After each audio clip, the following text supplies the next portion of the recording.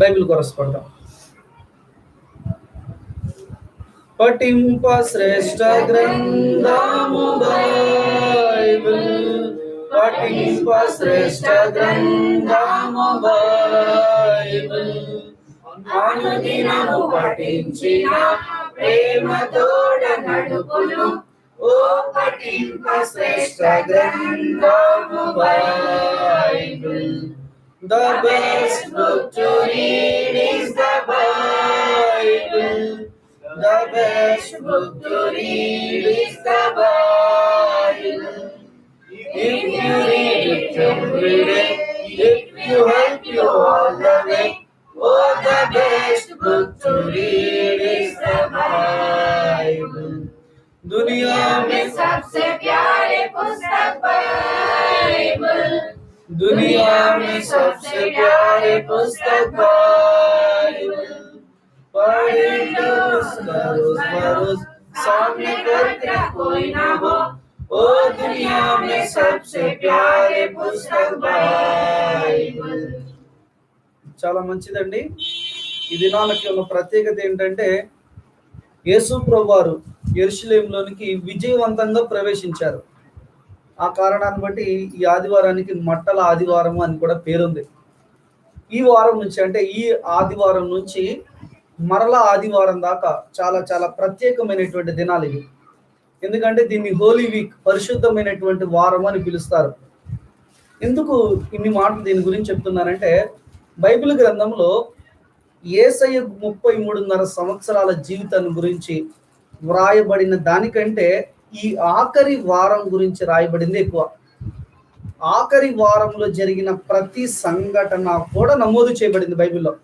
సోమవారం ఏం చేశాడు, ఆదివారం ఏం చేశాడు, బుధవారం ఏం చేశాడు, గురువారం, శుక్రవారం, శనివారం సమాధి, ఆదివారం నాడు పునరుద్ధానుడు. ఇలా ప్రతి దినమును గురించి కూడా ఆయన చేసిన ప్రతి పని నమోదు చేయబడింది. అంటే సృష్టికర్త అయిన దేవుడు భూమి మీదకి వచ్చి భూమి మీద నివసించినటువంటి ఆఖరి వారము చాలా చాలా ప్రత్యేకంగా కనబడుతుంది. అది ఆశీర్వాదకరమైంది. కాబట్టి ఈ దినాన మనం యెరూషలేములోనికి జయప్రవేశం చేసినటువంటి ఆ అంశాన్ని మనము ధ్యానం చేస్తాం. చాలా కాలం క్రిందట నా బైబిల్ పోర్షన్లో ఆదివారం కొరకే నేను ఒక వర్తమానానికి సిద్ధపడుతున్నా. ఆదివారం కొరకు ఒక వర్తమానానికి సిద్ధపడుతున్నప్పుడు మరి ఒక వచనం నాకు దొరకల. ఎంతసేపు రాత్రంతా చూసే, ఉదయం అంతా చూసే దొరకలేదు. తర్వాత ఆ రోజు మందిరంలోకి వచ్చిన తర్వాత మరి గమనించండి, నేను వాక్య భాగం ఒక భాగం తీసినప్పుడు అప్పుడు దొరికింది నాకు ఆ భాగం. అయితే నేను ఎందుకు చెప్తున్నానంటే ఆ భాగం నాకు ఎందుకు దొరకలేదు అని కనుక నేను ఆలోచించినప్పుడు ఆ భాగం ఎందుకు దొరకలేదంటే నా మనసులో ఉన్న తలంపు వేరు, అంటే ఆ మాట యొక్క వివరణ వేరు, నేను గమనించిన బైబిల్లో ఉన్న వివరణ వేరు. అంటే నేను తప్పుడు ఊహ కలిగి ఉన్నాను కాబట్టే ఆ వచనం నాకు దొరకలేదు. ఎందుకు ఈ మాట చెప్పానంటే యేసు ప్రభు యెరూషలేములో జయప్రవేశం చేసినప్పుడు జరిగింది ఇదే. వాళ్ళు ఏమనుకున్నారంటే గమనించండి, యేసు ప్రభు వారు పుట్టక మునుపు 500 సంవత్సరాలకు మునుపు జకరియా ప్రవచించాడు. దానికంటే 1000 ఏళ్లకు మునుపు, దానికంటే ఇంకొక 500 ఏళ్లకు మునుపు 118వ కీర్తనలో దావీదు ప్రవచించాడు. ఆయన యెరూషలేములోనికి వచ్చేటువంటి విధానం. అయితే ఇశ్రాయేలీలు అందరూ అనుకున్నారు మా కొరకే ఒక రాజు ఈ లోకంలో పడతాడు. ఆ రాజు ఎలాంటి వాడంటే రోమీల యొక్క బానిసత్వపు కాడి నుంచి మమ్మల్ని విడిపిస్తాడు, మా పక్షాన పోరాడుతాడు, మా కొరకే యుద్ధాలు చేస్తాడు, మమ్మల్ని కాపాడుతాడు, మేము దేశంలో గొప్పవారం అవుతాం, మేము గమనించిన ఉన్నతమైన స్థితిలోనికి వెళ్తాం. ఇది వాళ్ళ తాత్పర్యం. మెస్సయ్య గురించి ఆలోచన ఇది. కానీ మెస్సయ్య ఎలాంటి మెస్సయ్య వచ్చినాడు వారికి? వాళ్ళు కోరుకున్న మెస్సయ్య రాలా, వాళ్ళు ఊహించిన మెస్సయ్య రాలా. గమనించండి, దేవుని వాక్యానుసారమైన ప్రవచనాత్మకమైనటువంటి మెస్సయ్య యెరూషలేములోకి వచ్చాడు. ఇది నన్ను చాలా మంది ప్రజలు ఎందుకు నిరాశలో ఉన్నారు అని అంటే వాళ్ళు కోరుకుంటుంది వేరే, అంటే అర్థం ఏంటంటే వాళ్ళ ఊహ వేరే. కానీ గమనించండి, నిజమైనటువంటి వ్యక్తిని యేసు ప్రభువారిని నువ్వు అంగీకరిస్తే నీ జీవితంలో నిరాశను మనం చూడలేం. అయితే యేసు ప్రభువారు ఎట్లాంటి మెస్సయ్య అని అంటే జకర్యా గ్రంథం 9:9 అంటాడు, సియోను కుమార్ చదవండి. జకర్యా గ్రంథం సియోను నివాసులారా బహుగా సంతోషించుడి, యెరూషలేము నివాసులారా ఉల్లాసముగా నుండి, మీ రాజు నీతిపరుడును రక్షణ గలవాడును దీనుడై గాడిద పిల్లను ఎక్కి. ఇది గమనించిన ప్రవచనం. ఇది 500 సంవత్సరాలకు మునుపు జరిగింది. జకర్యా ప్రవచించినాడు. ఆయన ఏమంటున్నాడంటే, సియోను నివాసులారా బహుగా సంతోషించుడి. ఎందుకు సంతోషించాలి ప్రభువా? మీ కొరకు ఒక రాజు రాబోతున్నాడు, మిమ్మల్ని ఏలుట కొరకు ఒక ప్రభు పుట్టబోతున్నాడు, మీ జీవితానికి మార్గం కలిగించుటకు, మీకు సమాధానం ఇవ్వటానికి ఒక గొప్ప రాజు ఈ లోకంలో రాబోతున్నాడు. వాస్తవానికి రాజు వస్తున్నప్పుడు సంతోషం ఉండదు, గుర్తుపెట్టుకోండి. గ్రేట్ అలెగ్జాండర్ ప్రపంచాన్ని జయించడానికి బయలుదేరినప్పుడు ప్రతి ప్రజలు కూడా, ప్రతి ప్రాంతం కూడా గడగడ వణికిపోయేదంట. ఎందుకు తెలుసా? ఒకవేళ ఏ దేశం మీదకి గ్రేట్ అలెగ్జాండర్ వచ్చాడో ఆ దేశంలో ఉన్న మగవారందరిని చంపేస్తాడు, అక్కడున్న స్త్రీలందరినీ బానిసలుగా చేస్తాడు, వాళ్ళ పిల్లలందరినీ గమనించి బానిసలుగా తీసుకుని వెళ్ళిపోతాడు. కాబట్టి గ్రేట్ అలెగ్జాండర్ వస్తుందంటే భయం, కలవరం. ఇంకొక మాట, రాజు వస్తున్నాడంటే భయమే కాదు, రాజు వస్తున్నాడంటే ఇంకో విషయం చేయాలి. అదేంటంటే గమనించండి, స్వేచ్ఛలో నుంచి బయటికి రాస్తాం. అంటే అర్థం ఏంటంటే, రాజు లేదనుకోండి స్వేచ్ఛగా బ్రతకొచ్చు, కానీ రాజు వచ్చాడంటే బానిసల వల్ల. అంటే రాజు గమనించండి, ఈ 2 విషయాలు చూస్తాం. ఒకటి ఏంటంటే భయం ఉంటుంది, ఇంకొకటి ఏంటంటే స్వేచ్ఛను కోల్పోతాం. కానీ ఈ రాజు అలాంటి వాడు కాదు.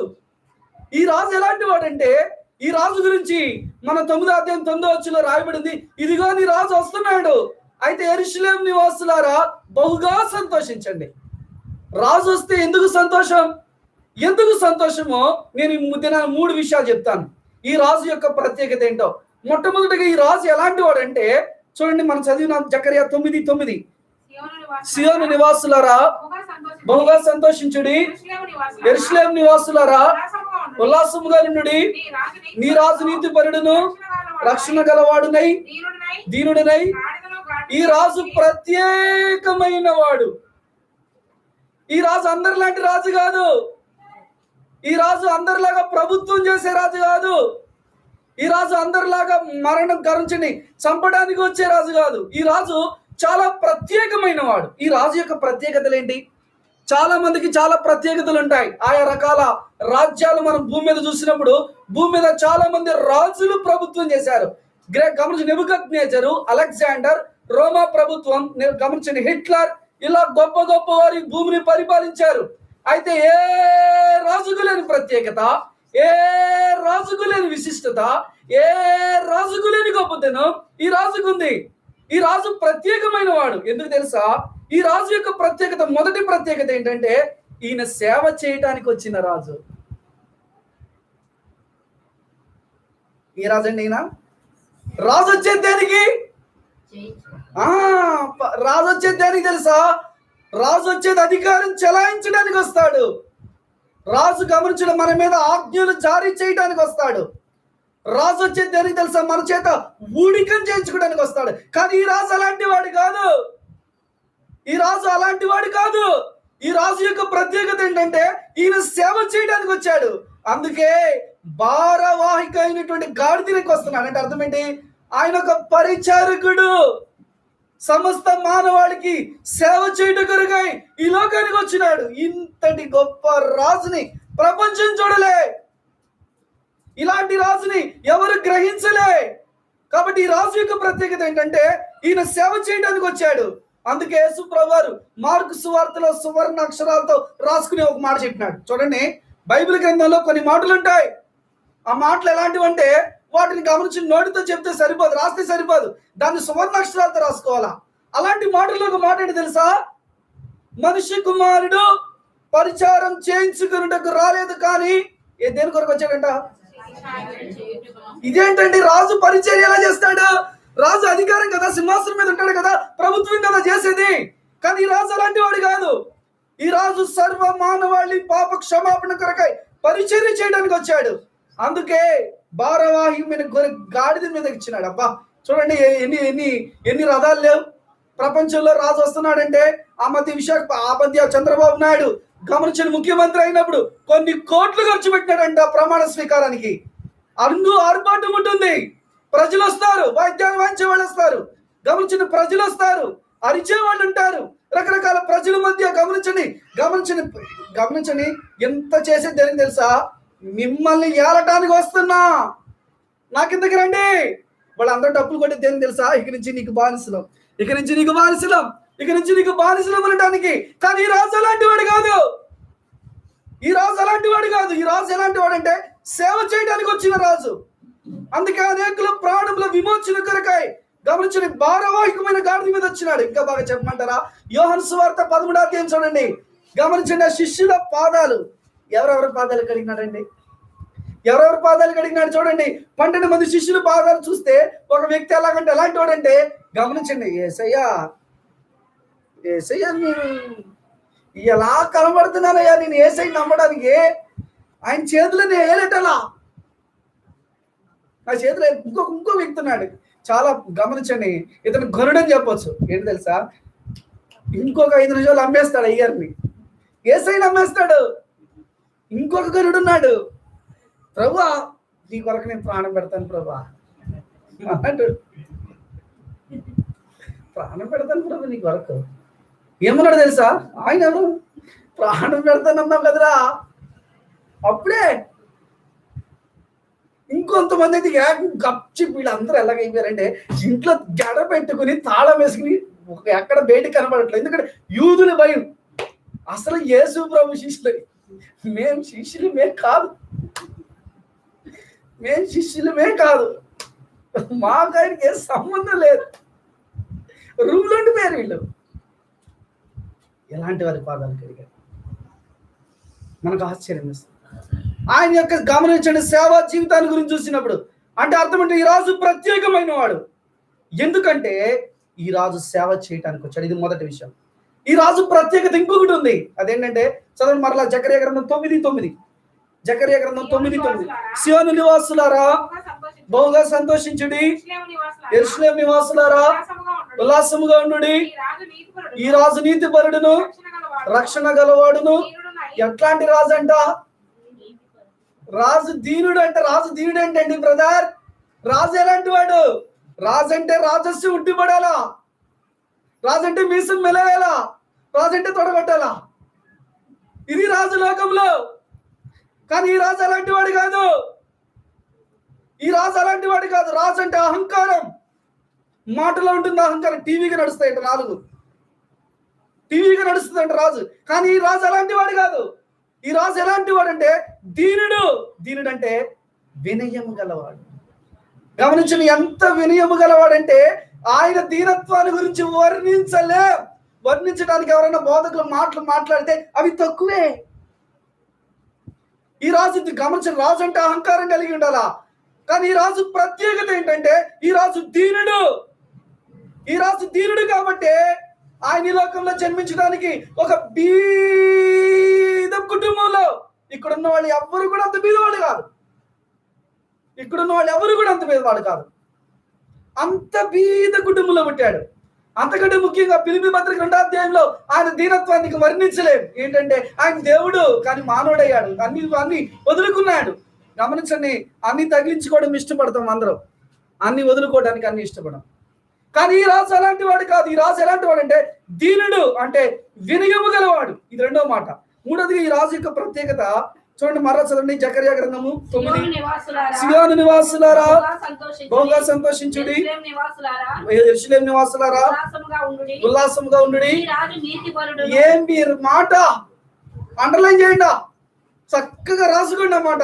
ఈ రాజు ఏ రాజ్యంలోనైనా చూడండి, ఏ ప్రభుత్వంలోనైనా చూడండి, భూమి మీద వెళ్ళిన రాజులు రాజ్య ఘనతలు చూడండి. నెబుకద్నెజరా, గమనించండి బెల్షస్సరా, గమనించండి రోమా ప్రభుత్వాన్ని ఏలిన వారా, అగస్టీనా, లేకపోతే గమనించండి గ్రేట్ అలెగ్జాండరా, గమనించండి హిట్లరా, భూమి మీద ఉన్న రాజులందరినీ చూడండి. ఏ రాజుకు లేని ప్రత్యేకత ఈ రాజుకుంది. ఏంటో ప్రత్యేకత? ఈ రాజు దీనుడే కాదు, ఈ రాజు వినయ మనస్కుడే కాదు. ఈ రాజు కొన్న దీనత్వం ఎంత గొప్పదో, ఈ రాజు నీతిపరుడు. అబ్బా, నీతి కలిగిన రాజు. అంటే అర్థం ఏంటి? న్యాయాన్ని ఇచ్చేసే రాజు. ఏ రాజ్యంలో న్యాయం జరుగుతుందండి? జగన్ ప్రభుత్వమా, లేకపోతే చంద్రబాబు ప్రభుత్వమా, మోదీ ప్రభుత్వమా? ప్రపంచంలో ఎదిగిన ఏ ప్రభుత్వంలో న్యాయం ఉందండి? ఎక్కడ న్యాయం దొరుకుతుంది నీకు? ఏ ప్రభుత్వంలో న్యాయం దొరుకుతుంది? కానీ ఈయన అలాంటి వాడు కాదు. ఈయన నీతిపరుడు. అంటే నీతికి చిరునామా ఈయనే, నీతికి కేర్ ఆఫ్ అడ్రస్ ఆయన అందుకే యేసుప్రభు ఆఖరి ప్రార్థనలో మనం చూస్తున్నప్పుడు యోహాను సువార్త 17వ అధ్యాయంలో తండ్రిని ప్రార్థన చేస్తున్నప్పుడు ఒక మూల్యమైన మాట ఉపయోగించాడు. అదేంటంటే నీతి స్వరూపుడు, నీతికి స్వరూపమే యేసయ్య, ప్రేమకు స్వరూపమే యేసయ్య. అంటే ఈ రాజు ఎలాంటి వాడు తెలుసా? ఈ రాజు యొక్క ప్రత్యేకత ఏంటి తెలుసా? ఈ రాజు దీనుడే కాదు, ఈ రాజు గమనించండి, గమనించండి, తన ప్రజల కొరకు, తన ప్రజల యొక్క విడుదల కొరకు అన్ని వదులుకుని వచ్చేసాడు. ఎవరండి ప్రజల కొరకు అన్ని విడిచిపెట్టేది? ఒకసారి ఆలోచించండి. ఈ రాజు తన ప్రజలను రక్షించిన కొరకై అన్ని వదులుకుని వచ్చాడు ఈ లోకంలోనికి. అబ్బా, ఇది రాజు యొక్క గొప్పతనం. ఏ రాజు అంటే తన ప్రజల కొరకే వదులుతారు? చంద్రబాబు నాయుడు ఆస్తులు చెప్పండి బయటికి తీసుకున్నాం, జగన్ ఆస్తులు బయటికి తీసుకున్నాం. వస్తారా వీళ్ళు ప్రజలు? ఇది నాది అంటే వాళ్ళు ప్రజలు మేలు కొరకు కాదు. కానీ ఈ రాజు అలాంటి వాడు కాదు. తన ప్రజలను విమోచించడానికి తన దగ్గర ఉన్న ఏదైనా అవడానికి ఇష్టపడతాడు. అలాంటిది సింహాసనం వదిలేశాడు. అబ్బా, ఎంత గొప్పదండి! మనుషుడిగా వచ్చేసాడు, అన్ని వదులుకున్నాడు, ఆఖరికి ప్రాణం పెట్టడానికి కూడా శిలువ దగ్గరికి వెళ్ళాడు. ఇక్కడ ప్రాణం పెట్టినాడు కూడా. అంటే నేను చెప్పే మాట ఏంటంటే ఈ రాజు దీనుడు కాబట్టి, ఈ రాజు యొక్క గొప్పతనం ఏంటంటే అన్ని వదులుకున్నాడు. మూడోదికి ఈ రాజుకున్నటువంటి మరొక అద్భుతమైన ప్రత్యేకత ఏంటో తెలుసా? ఈయన గమనించండి, చూసినాం కదా, నీతిపరుడు. నీతిపరుడు అంటే అర్థం ఏంటి తెలుసా? న్యాయం చేసేది. న్యాయం చేయటం ఆయనకి ఇష్టం. అంటే ప్రస్తుత భూమి మీద ఏ ప్రభుత్వంలో ఎవరికి న్యాయం అంటూ జరగదు. గమనించండి, ఒక పక్షం వారికి న్యాయం జరిగితే ఇంకో పక్షం వారికి అన్యాయం, ఇంకో పక్షం వారికి న్యాయం జరిగితే ఆయన అలాంటి రాజు కాదు. ఈయన నీతిపరుడు. అబ్బా, ఆయన ఆ పేరు చదివితేనే మంచి ఆశీర్వాదకరంగా ఉంటుంది. 4వదిగా మళ్ళీ చదవండి అదే మాట. 4వది, సియోను నివాసులారా బహుగా సంతోషించుడి, యెరూషలేము నివాసులారా ఉల్లాసముగా ఉండుడి, ఈ రాజు నీతిపరుడును. ఇంకొక అద్భుతమైన మాట చెప్పాడు ఇక్కడ. 4 గమనించండి. మొదటగా ఈ రాజుకు ప్రత్యేకమైన వాడు. ఎందుకు ప్రత్యేకమైన అంటే ఈయన సేవ చేయడానికి వచ్చాడు, అధికారం చెలాయించడానికి రాలా, ప్రభుత్వం చేయడానికి రాలా. ఈ రాజు ప్రత్యేకమైన వాడు. ఎందుకనంటే ఈ రాజు వినయం కలిగిన వాడు, అహంకారం కలిగిన వాడు కాదు. ఈ రాజు ప్రత్యేకమైన వాడు. ఎందుకనంటే ఈయన గమనించిన నీతిపరుడు, న్యాయం చేసే దేవుడు. ఆయనలో అన్యాయం అనేది అసంభవం అంట. అన్యాయం అనే మాట అసంభవం. అని చూడలే నువ్వు. గమనించి న్యాయం చేయటం యెహోవాకు నీకు ఇష్టం ఏంటంటే బిర్యానీ అంట, నీకు ఇష్టం ఏంటంటే బిర్యానీ అంట, నీకు ఇష్టం ఏంటంటే నాకు డబ్బు. కొంతమందికి డబ్బు ఇష్టం, కొంతమందికి మంచి వస్త్రాలు ఇష్టం. కానీ నీకేం యేసయ్యకి ఇష్టం ఏంటంటే తెలుసా? న్యాయం చేయటం ఆయనకి ఇష్టం. అంటే అర్థం ఏంటంటే గమనించండి, అన్యాయం తప్పేది ఎక్కడంటే తెలుసా? బీదల దగ్గరే కదండి. బీదల లెక్కలకి కాదు. అందుకే ఆ రాజు గొప్పవాడు, అందుకే ఆ రాజు ప్రత్యేకమైన వాడు, నీతిపరుడుగా వస్తున్నాడు. చాలా అద్భుతమైన మాట. ఇంకా చెప్పడానికి నా దగ్గర మాట లేదు ఆ నీతి గురించి. అంత అద్భుతమైనటువంటి మాట ఇది. తర్వాత 4వదిగా ఈ రాజు యొక్క గొప్పతనం ఏంటంటే, ఈ రాజు గొప్పతనం ఈయన రక్షణ గలవాడు. అంటే రక్షణ గలవాడు అంటే అర్థం దేనికి? ఆయన మోక్షాన్ని ఇవ్వడానికి వచ్చేవాడు. అంటే ఈ రాజు గమనించిన తన ప్రజల దగ్గరికి ఎందుకు వస్తుందో తెలుసా? గమనించిన ప్రజలను శిక్షించడానికి రావట్లా, ప్రజలను చంపడానికి రావాలి. ఒక రాజు ఇంకొక రాజు రాజ్యం మీదకి వస్తున్నాడంటే ఆ రాజ్యంలో ఉన్న ప్రజలందరినీ కూడా ఏం చేస్తాడు? అందరినీ హతం చేస్తాడు. అందరినీ అక్కడ ఉన్నటువంటి గమనించండి, గ్రేట్ అలెగ్జాండర్ ఏ ప్రాంతంలోకి వెళ్ళినా అక్కడ ఉన్న పురుషులందరినీ చంపేవాడంట. అంటే ఇక్కడ నేను చెప్పే మాట ఏంటంటే ఈయన అలాంటి వాడు కాదు. శిక్షించడానికి రావటంలో రాజు ఈయన గమనించండి, బంధించడానికి రావట్లే ఈ రాజు, శ్రమ పెట్టడానికి రావట్లే ఈ రాజు గమనించండి, అందరినీ చంపడానికి రావట్లా. ఈ రాజు దేని కొరకు వస్తున్నాడు తెలుసా? ప్రాణం పెట్టడానికి వస్తున్నాడు. ఇందుకే గొప్పవాడు ఈయన. ఎందుకు ఈ రాజు గొప్పవాడు అంటే ఈ రాజు ప్రాణం పెట్టడానికి వస్తున్నాడు. ఎవరైనా ఏంటంటే రాజు ప్రాణం పెట్టడానికి వస్తాడా? అంత ఆశ్చర్యం. ఎందుకు సియోను కుమారి సంతోషించు, నువ్వు సియోను కుమారి బహుగా ఉల్లసించు. ఎందుకు అంటున్నాడు తెలుసా? గమనించిన సియోను కుమారికి ఎందుకు సంతోషం? ఈ రాజుని దగ్గరకు వస్తున్నాడు. ఎందుకు తెలుసా? నిన్ను రక్షించుట కొరకు తన ప్రాణం పెట్టడానికి వస్తున్నాడు. అబ్బా, ఎంత గొప్ప ప్రేమ, ఎంత గొప్ప ఆశీర్వాదం. అందుకే గమనించిన ఈ రాజు గొప్పవాడు. ఏ రాజుకి లేని ప్రత్యేకత ఈ రాజుకు ఉంది. అందుకే సియోను కుమారి, నీ రాజు నీ దగ్గరికి వస్తున్నాడు, సంతోషించు. ఎందుకంటే ఆయన నిన్ను రక్షించడానికి, పాప బంధకాల్లో ఉన్న మానవుని విమోచించడానికి, అపరాధముల చేత పాపముల చేత చచ్చిపోయి నిరీక్షణ లేక, నెమ్మది లేక, సమాధానం లేక అంధకారంలో మగ్గిపోతున్న మానవుని విమోచించడం కొరకు ఆయన రాజుగా ఈ లోకానికి వచ్చాడు. మత్తయి సువార్త అందుకే రాజ్యాన్ని గురించి చెప్తుంది. 21 అధ్యాయాలు కలిగినటువంటి మత్తయి సువార్తలో మొదటి గమనించండి, మొదటి అధ్యాయం రాజుగారి పుట్టుక. రాజుగారిని పుట్టినప్పుడు దర్శించడానికి వచ్చినటువంటి గమనించండి జ్ఞానులు రాజుగారి వార్త. మన గతంలో మనం ఈ యొక్క బైబిల్ స్టడీలో ధ్యానం చేశాం రాజుగారి గురించి. ఆయన రాజుగా ఈ లోకంలో జన్మించాడు. ఎందుకు తెలుసా? పాపంలో పట్టబడ్డ మానవుడిని గమనించిన మానవులు పాపం చేత అంధకారంలో చీకటిలో బంధకాల్లో ఉన్నారు, గాడిద వలె కట్టబడి ఉన్నారు, బయటికి రాలేని స్థితిలో ఉన్నారు, నిర్బంధంలో ఉన్నారు, గమనించండి చీకటిలో మగ్గిపోతున్నారు. ఇలాంటి మానవులను విమోచించడానికి, చంపడానికి రావట్లేదు ఈ రాజు, ప్రాణాలు తీయడానికి రాలా. గమనించిన తన ప్రాణాన్ని పెట్టడానికి వచ్చాడు. అందుకని నా ప్రాణం పెట్టుటకు నాకు ఏ రాజు అండి తన ప్రజల కొరకే చనిపోయేది? ఏ రాజు తన ప్రజల కొరకే తన ప్రాణం పెడతాడు? కానీ ఈ రాజు రక్షణ గలవాడు. ఎలా రక్షిస్తాడు తెలుసా? తన ప్రజలు తన ప్రాణాన్ని పెట్టి రక్షిస్తాడు. చూడండి యోహాను సువార్త 10:10. యోహాను సువార్త 10:10. యోహాను సువార్త 10:10. దొంగతనమును హత్యను నాశనము చేయడానికి వచ్చును, కానీ మరి దేనికి రాడు?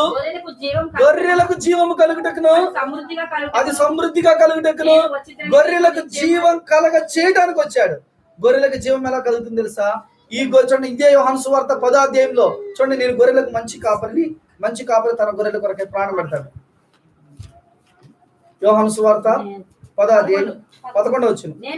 నేను గొర్రెలకు మంచి కాపరిని, మంచి కాపరి. ఇది గొప్పతనం. ఏ రాజుకు లేని గొప్పతనం ఏం తెలుసా? ఈ రాజు తన ప్రజలకు రక్షణ కలుగు చేయుటకు, తన ప్రజల్ని పాప బంధకాల నుంచి గమనించండి స్వేచ్ఛ వాయువులు పీల్చడానికి. గమనించండి మానవులందరూ బంధకాల్లో ఉన్నారు, స్వేచ్ఛ లేకుండా ఉన్నారు. యెషయా గ్రంథం 59వ అధ్యాయంలోకి వెళ్తే మేమందరం అపవిత్రులు వంటి వారు, మా నీతికి మురికి గుడ్డలు ఉన్నాయంటాడు. అక్కడ మేము ఎలుగుబంట్ల వలె బొబ్బరించున్నాం, గువ్వల వలె గమనించండి దుఃఖవరం చేస్తున్నాం అంటాడు. రోమిలకు రాసిన పత్రిక 7వ అధ్యాయంలో అపోస్తలుడైన పౌలు అంటాడు, అయ్యో నేనంత దౌర్భాగ్యుడును, ఇట్టి మరణమునకు లోనకు శరీరం నన్ను ఎవడు విడిపిస్తాడంటున్నారు. అంటే మానవులందరూ అపవిత్రులు వంటి వారు అయినారు, మానవుల క్రియలు నీతి గుడ్డలు అయినాయి. మానవుడు ఎలుగుబంటి వల్ల బొబ్బరిస్తున్నాడు, గువ్వ వల్ల దుఃఖిస్తున్నాడు. మానవుడు పాపమును బట్టి బహుగా రోధిస్తున్నాడు. మమ్మల్ని విమోచించేవాడేడి? పాప బంధకాలను మమ్మల్ని రక్షించడానికి మా గమనించని నాదుడేడి అని మా లోకమంతా నిరీక్షిస్తున్నప్పుడు ఈ రాజు తన ప్రజలను విమోచించడానికి, తన ప్రజలను రక్షించడానికి, తన ప్రజలను పాప బంధకాల నుంచి బయట తీసుకురావడానికి ప్రాణం పెట్టడానికి వచ్చాడు. ఈయన తన ప్రాణాన్ని దాటిపోయడానికి వచ్చాడు. కాబట్టి ఈ రాజు ప్రత్యేకమైన వాడు. కాబట్టి ఏ రాజుకు లేని గొప్పతనం ఈ రాజుకుంది. కాబట్టి ఈ ఉదయకాలం మంది అంటాడు, సియోను కుమారి సంతోషించు. ఎందుకు తెలుసా? మీ రాజు ప్రత్యేకమైన వాడయ్యా. ఏ రాజుకి లేని ప్రత్యేకత ఈ రాజుకుందయ్యా. ఈయన సేవ చేయడానికి వచ్చాడు, అధికారం చేయించుకోవడానికి రాలేదు. ఈయన వినయ మనసు కూడా ఇచ్చాడు, గర్వంతో రాలేదు. ఈయన గమనించండి అన్యాయం చేయడానికి రాలేదు. గమనించండి ఏ ప్రభుత్వం అయినా తమ ప్రభుత్వాన్ని కాపాడుకోవడానికి ఎన్నో అన్యాయమైన పనులు చేస్తారు. ఎంతో మంది గమనించండి అమాయకులైన వారిని చంపుతారు, ఇది వాస్తవం. కానీ ఈయన అలాంటి వాడు కాదు. ఈయన నీతిపరుడు, నీతితో స్థాపిస్తాడు తన రాజ్యాన్ని. అందుకే గమనించండి నీతి గలవాడుగా వచ్చాడు, న్యాయం కలిగిన రాజు. 4వదికి ఈ రాజు ఎలాంటి వాడంటే తన ప్రజలకు మోక్షాన్ని ఇవ్వటానికి, తన ప్రాణాన్ని పెట్టడానికి. అబ్బా ఎంత అద్భుతమైన మాట, తలుచుకుంటేనే ఒళ్ళు పులకరించిపోతుంది. ఎంత అద్భుతమైన మాట! తన ప్రజలు విమోచించడానికి ప్రాణం పెట్టడానికి వచ్చిన రాజు. ఇది మొదటి మాట, ఈ రాజు యొక్క ప్రత్యేకత. రెండోది ఈ రాజు యొక్క ప్రత్యేకత ఏంటో తెలుసా? ఈ రాజు ఎలాంటి వాడంటే చూడండి మత్తయి సువార్త 21వ అధ్యాయం. మత్తయి సువార్త 21వ అధ్యాయం. మత్తయి సువార్త 21వ అధ్యాయం మొదటి వచనం. తరువాత యెరూషలేమునకు సమీపించి ఒలీవ చెట్ల కొండ దగ్గర ఉన్న బేత్పగేకు వచ్చినప్పుడు యేసు తన శిష్యులలో ఇద్దరిని చూచి, గమనించండి, ఈ రాజు ఎలాంటి వాడు అంటే ప్రత్యేకమైన వాడు. దానికి 4 విషయాలు చూసాం. ఈ రాజు యొక్క ప్రత్యేకతలు ఏంటో. ఈ రాజు ఎలాంటి వాడు తెలుసా? అన్నీ తెలిసిన వాడు. ఈ రాజు ఎలాంటి వాడు తెలుసా? ఈయనకి అన్నీ తెలుసు. గమనించండి, ఈ లోకంలో ఉన్న రాజులకి ఈ రాజుకి వ్యత్యాసం ఏంటంటే, ఈ లోకంలో ఉన్న రాజు ఇంతవరకు ఏం జరిగిందో తెలుసు, ఇక ముందు ఏం జరుగుతుందో. ప్రతి రాజు కూడా భయపడతాడు. ఎక్కడి నుంచి ఎదురు దెబ్బ వస్తుందా, ఎక్కడి నుంచి వెన్నుపోట, ఎక్కడి నుంచి తిరుగుబాట, ఎక్కడ అసమ్మతి, ఎక్కడ ఇంకో కుంపడి పెడతారు. ఇలా రకరకాల భయాలు ఉంటాయి. అంటే వాళ్ళకి ఏం తెలియదు. కానీ ఈ రాజు ఎలాంటి వాడు తెలుసా? ఈయనకి అన్నీ తెలుసు. ఏం తెలుసు? ఈయనకి లేఖనాలు తెలుసు. లేఖనాలు ఎరిగినవాడు, వాక్యాన్ని ఎరిగినవాడు. అంటే అర్థం ఏంటి? ఈ వాక్యం అంతా గమనించండి తెలిసినాడు. ఎందుకంటే వాక్యానికి మూలమైనది కాబట్టి. యేసు ప్రభువు వారి జన్మ గురించి మనం మాట్లాడుతున్నప్పుడు ఆయన లేఖనాలు ఎరిగిన వాడే ఈ మాట పలికే. అంటే ఆయన అన్ని లేఖనాలు ఎరిగిన వాడు కాబట్టి గమనించని కట్టబడిన గాడిదని చూశాడు. లేఖనములను నెరవేర్చుట కొరకు యేసు ప్రభు ఈ లోకంలో శరీరధారిగా జన్మించాడు. కట్టబడిన గాడిదను విడిపించిన కొరకై ఆయనకి తెలుసు లేఖనం. ఆయనకి ఇంకా ఏం తెలుసా? లేఖనాల గురించే కాదు. ఆయన యోహాను సువార్త 22వ అధ్యాయంలో చివరి 2 వచనాలు చాలా అద్భుతమైన మాట. యేసు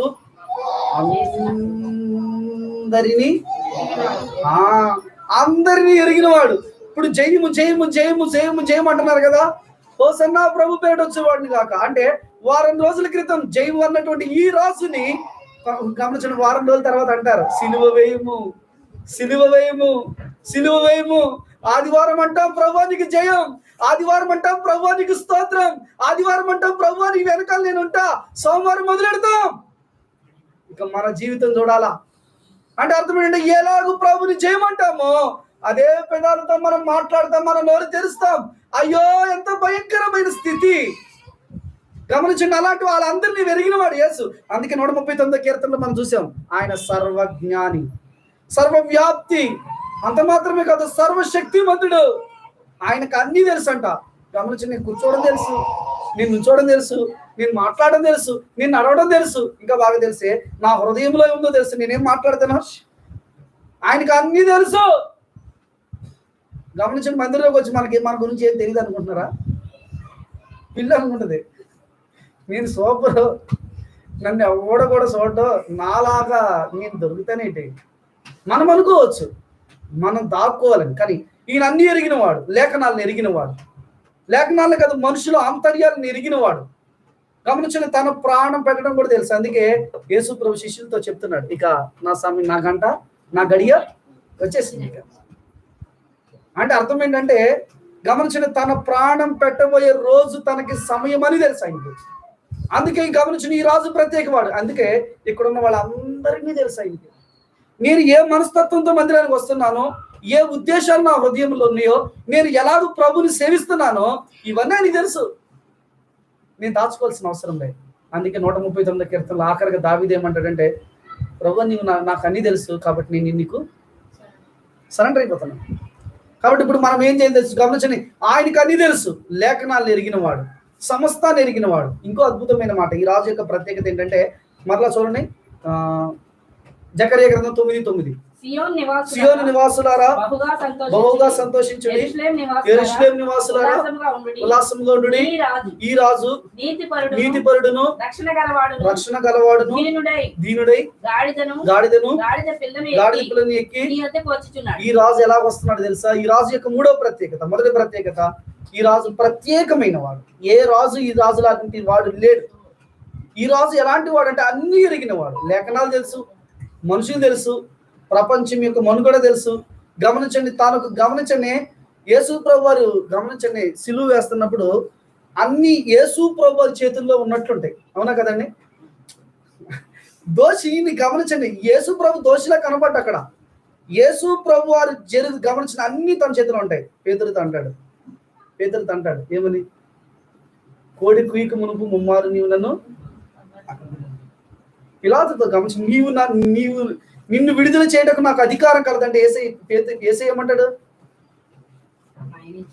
నువ్వు అనుకుంటున్నావు నీకు అధికారం ఉంది, నీకే అధికారం లేదన్నాడు యేసయ్య. అంటే అర్థం ఏంటి? తన ఆపాలను ఆపలేడు అంటే ఒక మాటలో చెప్పండి, నీ వల్ల కాదు బ్రదర్. తనకు తెలుసుది, అన్ని ఎరిగినవాడు ఆయన. అంటే అర్థం ఏంటంటే ఆయన దోషిలా కనబడ్డు, అన్ని ఆయన చేతుల్లో కనబడుతున్నాయి, అన్ని ఆయన స్వాధీనంలో ఉన్నాయి. కాబట్టి ఎక్కడ ఏది అలా గమనించండి, అంత ఒక అద్భుతమైన క్రమంలో జరిగింది ఈ యొక్క శిలువ యాగం. కాబట్టి మా వాక్య ప్రకారం నేర్చుకోవాల్సిన విషయం ఏంటంటే ఈయన ప్రత్యేకమైన వాడు కాదు, అన్ని తెలిసిన రాజు. భవిష్యత్తు తెలుసు, గతం తెలుసు, వర్తమానం తెలుసు. అంటే అర్థం ఏంటంటే ఈ ప్రపంచంలో మరుగైంది ఆయనకి ఏది? నువ్వెలా దాక్కుంటావు? ఇన్ని తెలిసిందే. గమనించండి, ఆయన దగ్గర నేను దాక్కోవడం అంటే గమనించండి. అంటే మనం అంటాం కదా, పిల్లకాకి ఏం తెలుసు? ఉండేది దెబ్బ. ఏం తెలుసు? దెబ్బ తెలియదు కదా. కాబట్టి మనం అనుకుంటాం, గమనించండి, నాకు అన్నీ తెలుసు అని. ఆయన అన్ని ఎరిగిన వాడు. కాబట్టి గుర్తుపెట్టుకో, ఆయన దగ్గర నుంచి తప్పించుకోవాలి. ఇది రెండో విషయం. మూడోది, ఈ రాజు ప్రత్యేకమైన వాడు. ఎందుకంటే ఈ రాజు కరుణ కలిగినటువంటి రాజు. ఏ రాజైనా సరే, ఏ రాజులో కూడా ఈ కరుణ అనేది మనం చూడలేదు. దయ, వాత్సల్యతలు అనేవి మనం చూడం. ఈ కరుణ ఎలాంటి కరుణ చూపండి, కొన్ని విషయాలు చూపిస్తాను. మత్తయి సువార్త 21వ అధ్యాయం 13-14 వచ్చినారు. బంధకములలో పడియుండియు అమ్మ. మత్తయి సువార్త 21వ అధ్యాయం నా మందిరము ప్రార్థనా మందిరం అనబడును అని రాయబడి ఉన్నది. మీరు దానిని దొంగల గుహగా చేసేది వారే నిన్ను గుడ్డివారును దేవాలయంలో రాగా ఇది ఆయన కరుణ. ఆయన ఇంకొక 5 రోజుల్లో తన శిలువ మీద ప్రాణం పెట్టబోతున్నారు. అయితే ఆ దేవాలయంలో ఆయన నమ్ముకుని కొంతమంది వచ్చారు. వీళ్ళు ఏ విధమైన ఆదరణ లేనివారు, సమాజం ద్వారా తృణీకరింపబడ్డవారు, ప్రేమ అనే దానికి వీళ్ళకి నోచుకున్నవారు. ఎవరంట?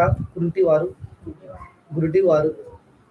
దేవాలయంలో ఆయన దగ్గరకు గుడ్డివారు, లోకంలో వివక్ష. అరే కుంటోడా, మా నాన్నగారికి, మా తాతగారికి 6 కొడుకులు. 3వ కొడుకు పేరు నాకు తెలీదు. అందరూ ఏమని పిలుస్తారంటే కుంటి అని. మేమేమని పిలుస్తాం? కుంటి బాబాయ్ అని పిలుస్తాం. అంటే కుంటివాడు అంటే ఎవరికైనా సరే చిన్న చూపు, లోకం తృణీకరించింది. వాళ్ళు యేసయ్య దగ్గరికి వస్తే ఆయనకి ఎంత కరుణ అంటే గమనించండి. ఒక ఆయన మత్తయి సువార్త 8వ అధ్యాయంలో కుష్ఠరోగి వస్తాడు. ప్రభువా అంటే నీకు ఇష్టమైతే, ఎంత దేన అభ్యర్థన అంటే నీకు ఇష్టమైతే ప్రభువా నన్ను యేసయ్య ఏమంటారు చెప్పండి? నాకు ఇష్టమే. ఎంత అద్భుతమైన మాట, నాకు ఇష్టం. ఆయన గమనించండి, అలాంటి వారిని ప్రేమించేవాడు. గమనించండి, జక్కయ్యని అందరూ తృణీకరించినప్పటికీ ఆ జక్కయ్య అంటే యేసయ్యకి ఇష్టం. అంటే ఈ రాజు ఎలాంటి వాడు అంటే కరుణ కలిగిన వాడు. కరుణకు మారు పేరు ఈయన. అంటే గమనించండి, ఆయన చూపించే కరుణ మరెవ్వరూ చూపించలేరు. ఆయన కరుణ కనుక చూపిస్తే నువ్వేమవుతావు తెలుసా? పరమగీత గ్రంథము 1వ అధ్యాయం 2వ అధ్యాయం. పరమగీత గ్రంథము 2వ అధ్యాయం 4వ వచనం. అతడు విందుశాలకు తోడుకుని పోయిను, ప్రేమను ధ్వజముగా ఎత్తి. అది ప్రేమాతిశయము చేత మూర్ఛ వచ్చిందంట. ఫిట్స్, టెన్షన్ వస్తే ఫిట్స్ వస్తుంది. అందరికి ఒత్తిడి ఎక్కువ అయిపోతే ఫిట్స్ వస్తుంది. కానీ షోలమ్మతికి ఫిట్స్ వస్తుందంట. ప్రేమాతిశయ, ఆయన కరుణ చూపిస్తే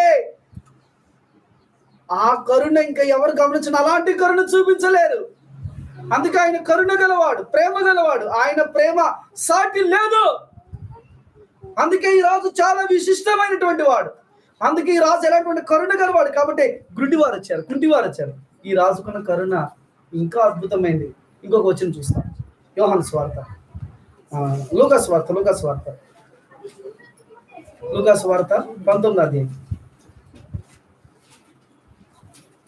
స్వార్త 19వ అధ్యాయం 41-42 వచ్చినారు. ఆయన పట్టణమునకు సమీపించినప్పుడు దానిని చూచి దాని విషయమే ఏడ్చి నీవును ఈ నీ దినమందైనను సమాధానమైన సంబంధమైన ప్రవేశ ఆహ్వానం జరిగిన తర్వాత జరిగిన సంఘటన ఇది. యెరూషలేముకి వెళ్ళిన తర్వాత జరిగిన సంఘటన. ఆయన పట్టణంలోకి సమీపించినప్పుడు దానిని చూచి దాని విషయమై ఇంతకన్నా కరుణ ఏముంటదండి. ఒకవారు గుడ్డివారు, ఆదరణ లేని వారు ఆయన దగ్గరికి వస్తే వారిని స్వస్థపరిచాడు. ఇది మొదటి మెట్టు. తర్వాత దేవాలయాన్ని, పట్టణాన్ని చూసినప్పుడు దాని విషయమై కన్నీరు, ఎంత ఏడ్చాడంటే గమనించండి. కన్నీరు, యోహాను సువార్త 11వ అధ్యాయంలో యేసు కన్నీరు విడిచాడంటే దుఃఖం బయట కనబడకపోవచ్చు కానీ ఇక్కడ అలా ఆయన పట్టణమును సమీపించినప్పుడు దానిని చూసి ఆయన కన్నీరు కార్చడం కదా, ఏడ్చాడు. ఎందుకు ఏడ్చాడు ఈయన? అంత ప్రేమతో, అంత దీనత్వం వహించి తన జిల్లను రక్షించడానికి వస్తే వాళ్ళు అన్నారు, నువ్వు దొంగల. గమనించండి, దెయ్యములు పట్టిన వాడు అన్నారు. వాళ్ళు అన్నారు, నీ వ్యభిచారం వల్ల పుట్టలేదన్నారు. వాళ్ళు అన్నారు, నువ్వు సమరయుడు. ఎంత బాధపరిచుంటే, ఎంత కన్నీరు వచ్చి ఉంటుంది, ఎంత యాతను అనుభవించుంటారు. ఇది ఒక మెట్టు అయితే ఇంకొక మెట్టు ఏంటో తెలుసా? ఆ యెరూషలేము పట్టణం ఆయన చేర్చుకోలేకపోయింది. ఎన్ని రకాల వర్తమానాలు పంపించాడు, ప్రవక్తలను పంపించాడు, కొంతమందిని కొట్టాడు. ప్రవక్తలను పంపించాడు, కొంతమందిని రాళ్లతో చాపాడు.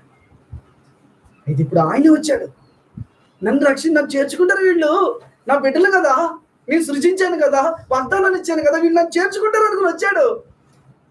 నువ్వు మాకు అక్కర్లేదన్నాడు. కైసరే మాకు రాజు అన్నారు. కరుణ చూపించిన తర్వాత కోడి ఎన్నోసార్లు తన పిల్లలు రెక్కలు చేర్చుకోవాలని చూసినట్లు ఈయన తన వారిని అక్కులు చేర్చుకోవాలని చూస్తే వాళ్ళు తృణీకరించారు. అయితే ఈయన ఏం చేశాడు తెలుసా? గమనించిన దాన్ని చూసి దాని విషయం ఏడ్చాడు. ఎందుకు ఏడ్చాడు తెలుసా? ఒకటి తను చేర్చుకోలేని బాధ ఒకటైతే రాబోతుంది తీర్పు. ఒకటి తను చేర్చుకోలేని బాధ, ఇది ఒకవైపే. కానీ ఇంకొక ముఖం చూడాలా. ఆయన ఎందుకు ఏడ్చాడు తెలుసా? ఈ దినమందు నువ్వు సమాధానమైన సంగతులు తెలుసుకోకపోతే ఒక రోజు రాబోతుంది, రాతి మీద రాయి నిలిచియుడనే దినాలు. గమనించండి, శత్రువు ముట్టడి వేసే దినాలు, నిన్ను గమనించిన ప్రతి చోట అరికట్టే దినాలు, నీ ఉగ్రత దినాలు రాబోతున్నాయి. అయ్యో, దీని విషయం ఆయన కన్నీరు గార్చాడు. రాబోతున్న తీర్పు కొరకు తను తృణీకరించిన బాధ కంటే ఈ బాధ ఎక్కువగా ఉంది. యేసయ్యకి ఈ యాతన అనుభవించాడు. ఇది ఆయన కరుణ. ఇంత కరుణ మాత్రమే కాదు, ఈయన కరుణకు ఉన్నటువంటి మరొక పరాకాష్ట ఏంటంటే సిలువ మీద ఆయన చూపిన ప్రేమ. ఆయనకు ఎంత కరుణ కలిగిన వాడంటే గమనించండి, వాళ్ళందరూ కూడా అపహసించారు. కుడివైపున దొంగలిద్దరు కూడా అపహసించారు. ఆఖరికి కుడివైపు దొంగ అంటాడు, ప్రభు నన్ను క్షమించి.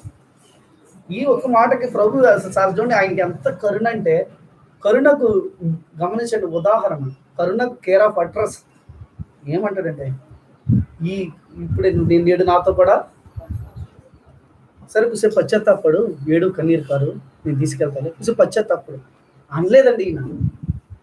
నా దగ్గరకు వస్తే నేను, అందుకే ఈ రాజు గొప్పవాడు, అందుకే ఈ రాజు విశిష్టమైన వాడు, అందుకే ఈ రాజు ఏ రాజుకు లేని ప్రత్యేకత ఉంది. అందుకే గమనించిన యెరూషలేములోకి వెళ్ళినప్పుడు భారవాహిక గాడిదని అంటే అర్థం ఏంటి? ఈ గాడిదని ఎక్కడం ఏంటి? ఆయన గాడిదని రాజు. గమనించండి, ఎన్నో రకాల ఉన్నవి కానీ ప్రవచనాన్ని నెరవేర్చడానికి గాడిద పిల్లనికి వచ్చాడు. అంటే నేను సమాధానపు రాజునే కానీ యుద్ధం చేసే రాజుని కాదు. ఇది వారికి ఇవ్వబడుతున్న వర్తమానం.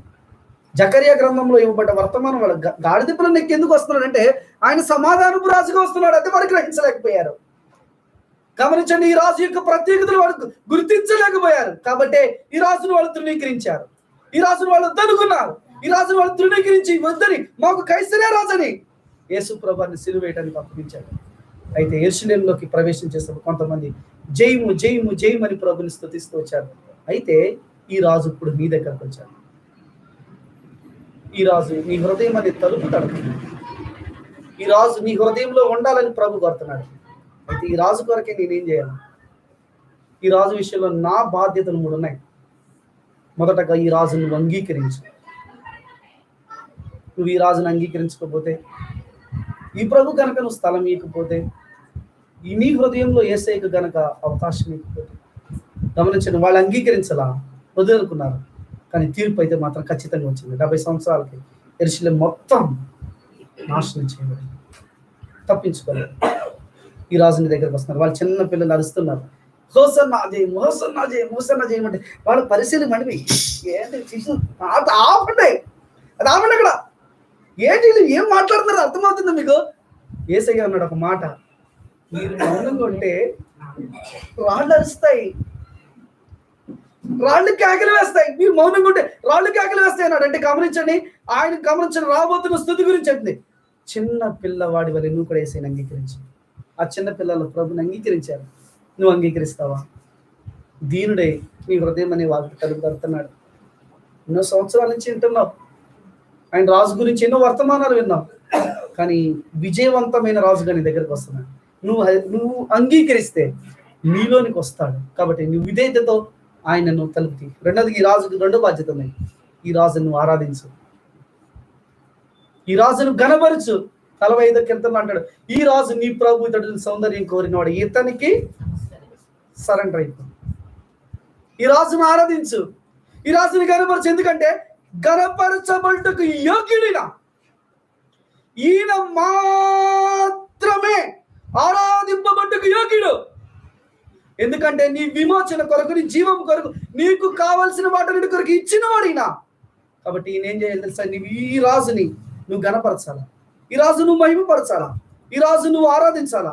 ఈ రాజును గమనించండి, ఈ రాజు కొరకై గమనించండి, నీ యొక్క హృదయాన్ని తెరిచి నీ హృదయపూర్వకంగా ఆరాధించి. చిన్నపిల్లలు ఆరాధించారు చూసారా, వాళ్ళు ఖర్జూరపు మంటలు చేతపట్టుకుని వస్త్రాలు పరిచి ప్రభుని ఆరాధించినట్లు నిష్కపటమైన హృదయంతో ఆరాధించారు. మూడోదిగా ఇంకొక అద్భుతమైన బాధ్యత ఉంది. ఈ రాజు మరలా యెరూషలేములోకి వచ్చి వెళ్ళాడు. ఇప్పుడు 2వ సారి రాబోతున్నాడు ఈ రాజు. ఈసారి దాని కొరకు కాదు, ఈసారి రాజ్యం చేయడానికి వస్తున్నాడు. భూమి మీద సమాధానాన్ని స్థాపించడానికి వస్తున్నాడు. భూమి మీద గమనించండి, సర్వ ప్రపంచాన్ని ఏలబోవటానికి వస్తున్నాడు. అయితే ఈ రాజు రాకడ కొరకై అతి సమీపంగా ఉన్నాడు. ఈ రాజు వస్తున్నాడు, సిద్ధమేనా? ఆయనతో రాజ్యంలో ఉండటానికి సిద్ధమా? శత్రువుల జాబితాలు ఉంటారు. ఈ రాజు వచ్చినప్పుడు కొంతమంది ఎలా ఉంటారు తెలుసా? యోహాను ప్రకటన గ్రంథం 1:7 అనుకుంటా. ప్రకటన 1:7 చదవండి. ఇదిగో ప్రతి నేత్రము ఆయనను చూచును, ఇదిగో ఆయన మేఘారుడై వచ్చుచున్నాడు, ప్రతి నేత్రం ఆయనను చూచును, ఆయన పొడిచిన వారు ఆయన చూతురు, భూనివాసులందరూ ఆయన చూచి